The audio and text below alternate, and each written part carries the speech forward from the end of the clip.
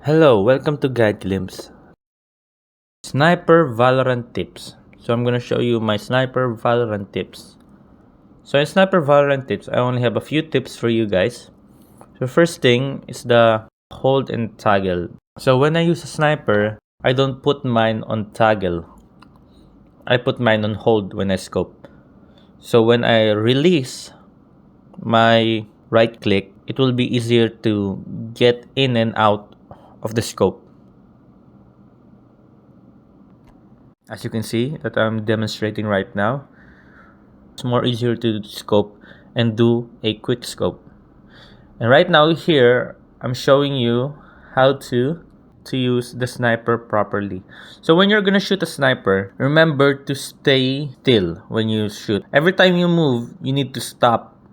If you don't stop, your bullets will go anywhere the area of the circle. But when you stop, it will only hit the red dot. It will follow the red dot crosser and it will aim accurately. If you move while you shoot, you have more likely chance to miss your shot. So that's about it. Thank you. If you like the video, please consider giving us a thumbs up and subscribing for more content like this. Thank you.